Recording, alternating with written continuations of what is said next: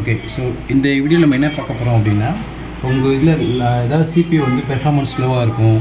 அப்போ வந்து என்ன பண்ணலாம் அப்படின்னா, நம்ம வந்து இந்த ப்ராசரில் ஹீட் சிங் இருக்கான்னு செக் பண்ணி பார்க்கணும். ஏன்னா ரொம்ப நாளாக ஹீட் சிங் இல்லை அப்படின்னா, அந்த ப்ராசர் ஓவராக ஹீட் ஆகிட்டு அப்படின்னா அதோட பெர்ஃபார்மன்ஸ் கம்மியாகும், சிஸ்டம் வந்து ஹேங் ஆகும். ஸோ அதுக்கு என்ன பண்ணணும் அப்படின்னா, ஃபஸ்ட் இந்த CPU இந்த மதர் போர்டில் இந்த ஃபேனுக்கு கீழே தான் இந்த ப்ராசர் இருக்கும். இங்கே பார்க்குறீங்க. ஸோ இங்கே எதுவுமே ஹீட் சிங் எதுவுமே வந்து இல்லை. ஸோ அப்போ என்ன ஆகுனா, இது வந்து இதோட பெர்ஃபார்மன்ஸ் கொஞ்சம் கம்மியாகும். ஏன்னா வந்து ப்ராசர் ஹீட் ஆகும்போது அது ரொம்ப ஹேங் ஆகும், இந்த மாதிரி இருக்கும். ஸோ இந்த மாதிரி கேஸில் நம்ம இது கொஞ்சம் ஹீட் சிங் வச்சிட்டோம் அப்படின்னா அந்த பெர்ஃபார்மன்ஸ் நல்லாயிருக்கும், சிஸ்டம் ஹேங் ஆகாது. ஸோ இந்த மாதிரி ஹீட் சிங் பேஸ்ட்டு வாங்கிக்கோங்க. அதில் கொஞ்சமாக எடுத்துக்கோங்க.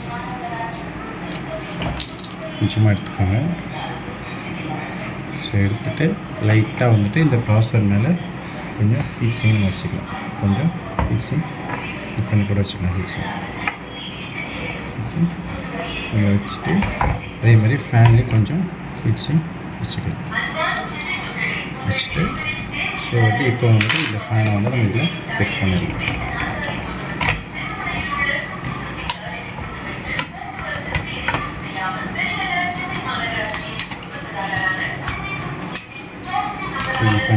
லாக் பண்ணிடலாம்.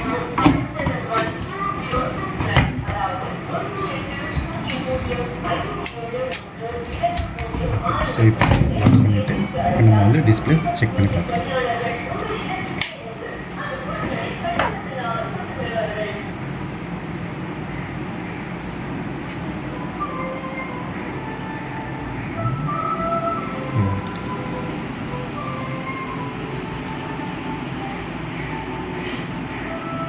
ஸோ இப்போ அது டிஸ்பிளே வந்துடுச்சு. ஸோ இந்த மாதிரி உங்களோட சிபியூவில்